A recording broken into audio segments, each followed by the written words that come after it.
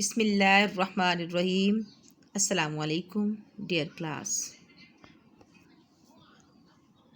Dear students, جیسا کہ آپ جانتے ہیں کہ پریویس لیکچر میں ہم نے ارکان اسلام سے پہلے رکن کلمہ شہادت کے بارے میں تفصیلاً پڑھا اور اس عقیدے کے اثرات ہماری زندگیوں پر کیا ہیں مفصلاً جانا۔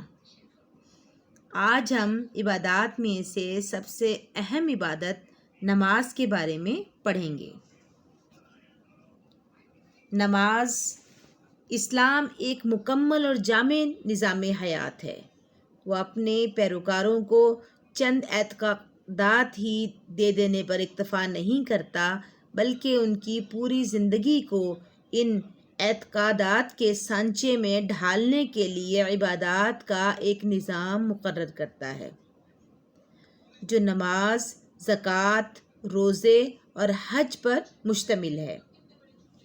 اس کے پہلے اور سب سے اہم جز نماز کے بارے میں اللہ تعالیٰ کے ارشادات میں سے ایک ارشاد یہ ہے: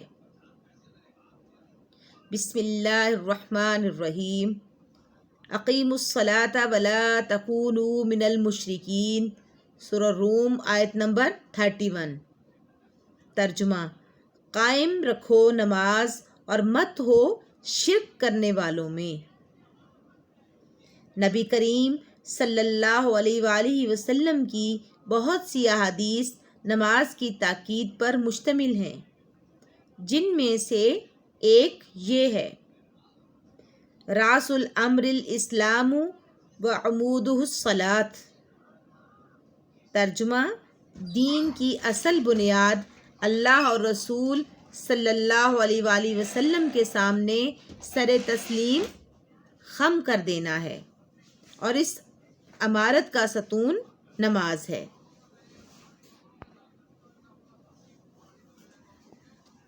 ڈیئر اسٹوڈنٹس، سب سے پہلے ہم مقاصد تدریس کو سمجھیں گے۔ طلبہ حدیث مبارکہ کی روشنی میں ارکان اسلام کو سمجھ کر ان پر عمل پیرا ہو سکیں۔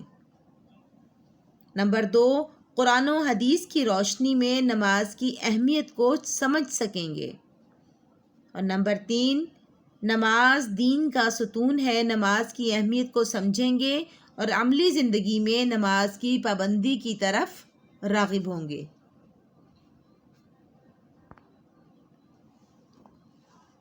نماز کی تاکید۔ نماز چونکہ دینی تربیت کا اہم ترین حصہ ہے، اس لیے ہر امت پر فرض رہی ہے۔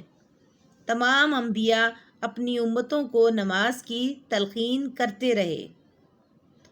قرآن بتاتا ہے کہ نماز قائم کرنے والے فلاح پائیں گے اور اسے ترک کرنے والے ذلت و خواری کا شکار ہوں گے۔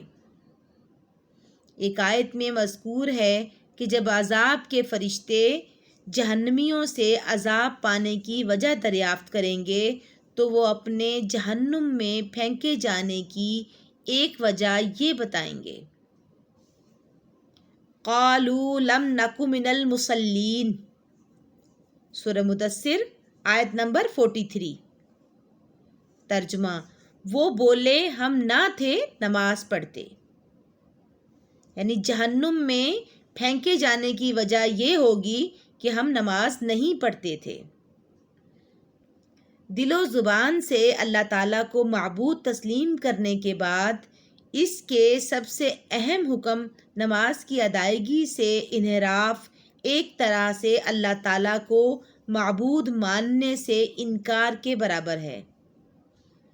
اس لیے نبی کریم صلی اللہ علیہ وآلہ وسلم نے فرمایا: من ترک الصلاۃ متعمدا فقد کفر۔ ترجمہ: جس نے جان بوجھ کر نماز چھوڑی، اس نے کافرانہ روش اختیار کی۔ ایک اور حدیث مبارکہ میں ہے: الصلاۃ مفتاح الجنہ، نماز جنت کی کنجی ہے۔ اور ایک اور حدیث مبارکہ میں ہے: الصلاۃ عماد الدین، نماز دین کا ستون ہے۔ جس طرح کوئی بھی عمارت ستون کے بغیر کھڑی نہیں رہ سکتی، اس طرح دین کی عمارت بھی نماز کے بغیر قائم نہیں رہ سکتی۔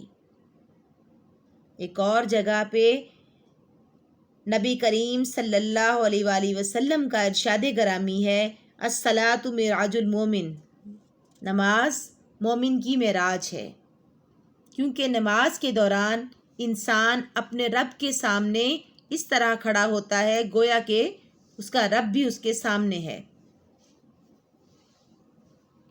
نماز قرب الہی کا سب سے مؤثر وسیلہ ہے۔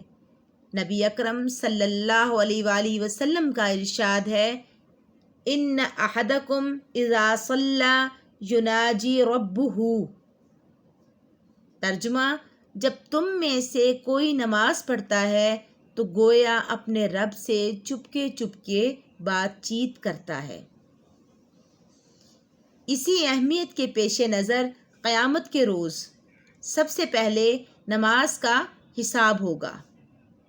نبی کریم صلی اللہ علیہ وآلہ وسلم نے فرمایا، اول ما سئل عن الصلاۃ، ترجمہ، قیامت کے دن سب سے پہلے نماز کا حساب لیا جائے گا۔ ڈیئر اسٹوڈینٹس، قرآن پاک میں 700 مقامات پر نماز کا حکم دیا گیا ہے۔